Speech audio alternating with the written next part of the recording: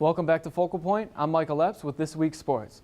When Miles Bridges announced he was returning for his sophomore season, he was immediately labeled a National Player of the Year candidate. Well, he wasn't the only candidate out on the court as number 2 Michigan State took on top-ranked Duke. We start in the first half. MSU showing great ball movement. Matt McQuaid finds Nick Ward down low. He puts up the nice reverse layup as the shot clock expires. The Spartans go up 1. Here comes the Duke Blue Devils. That trap defense causes problems, and Trevon Duval is going to come up with the steal here. Tried to find Cassius Winston. Duval goes all the way for the dunk. Izzo calls those touchdowns for turnovers, and now Duke goes up 1.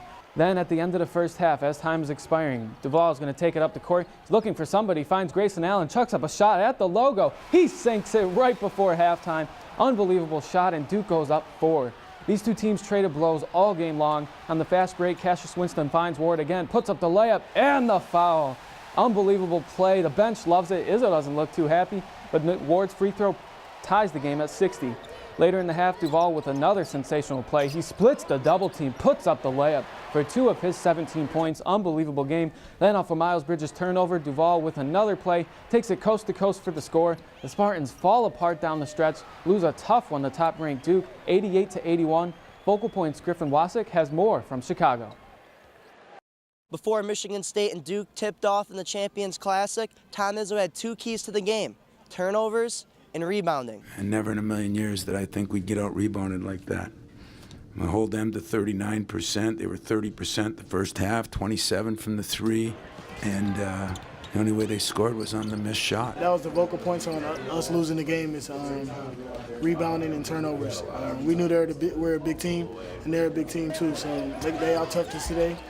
And I thought, their defense, but a couple of those passes, as you say, thrown right to them. Played really bad, and we lost by 7. So We're going to work on that a lot. I'm thinking that if we play a little bit better, we make 1 or 2 less silly mistakes down the stretch, we win the game. So I'm just more worried about, making sure that we learn how to, move on, but also learn from our mistakes because, this is the thing that we can't have, reoccurring throughout the season. I needed to be way more aggressive. I feel like if I didn't get aggressive in the second half, we would have lost by way more.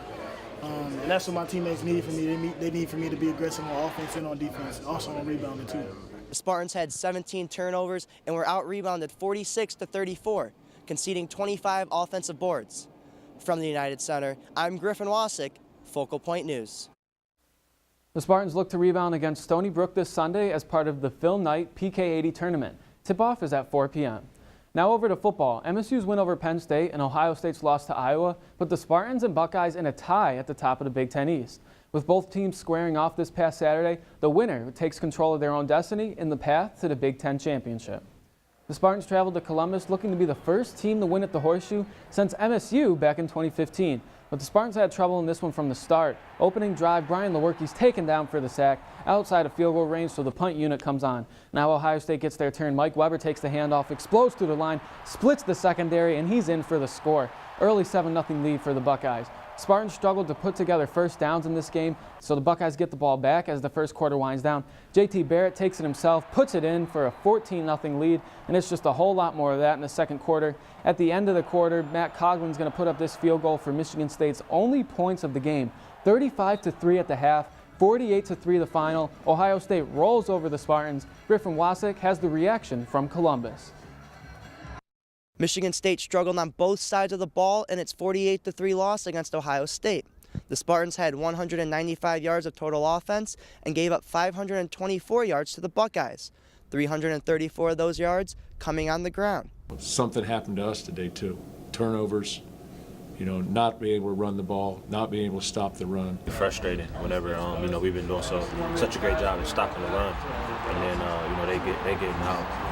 Straight sprints. Well, I don't think we threw the ball effectively.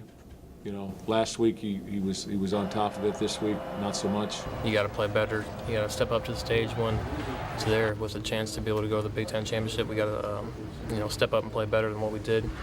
Even if this is a very good team, but we got to step up and just play like we have been playing for the past couple of weeks. We're not going to Indy, but there's other great things to do. There's still more to accomplish. There's more to add to their resume.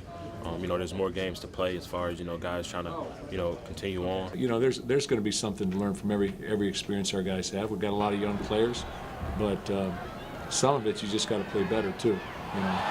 And we'll learn our lessons in those areas. And obviously, there's still some work to be left, and there's still some bowl game and all that stuff to be able to do. So we're still ready for the rest of the season. The Spartans are now 7-3 overall and 5-2 in conference play. From the Horseshoe, Griffin Wasick, Focal Point News. Maryland comes into East Lansing with a 4-6 record and a 3-5 conference mark. Kickoff is set for 4 p.m. on Fox. The MSU men's soccer team had a phenomenal regular season but suffered a surprising loss to Ohio State in the Big Ten tournament quarterfinals. The early exit didn't seem to worry the NCAA selection committee as the tournament selections were announced on Monday. The Spartans earned the 7th overall seed, which also comes with a first-round bye. MSU gets to play on their home field on Sunday and will take on Virginia Tech, who defeated Air Force in the first round. Home field advantage is key considering Damon Rensing's club has lost just 1 game in the past 2 seasons at DeMartin Stadium. Their game against Virginia Tech is set for 1 p.m. at DeMartin. So we saw the men's basketball team travel to Chicago. The women's team got to stay home this week, and they squared off against Oakland on Monday. The Spartans were coming off a big win over Robert Morris last Saturday, and they defeated the Golden Grizzlies 95-63. Shea Colley was 1 assist shy of a triple-double, and Taya Reimer put in 20 points and 4 blocks. The Spartan women stay home for their next game as they take on the College of Charleston on Sunday at noon. And that's what's happening from the sports desk. I'm Michael Epps. Katie, Gabriella, back to you. Thanks, Michael. And finally tonight.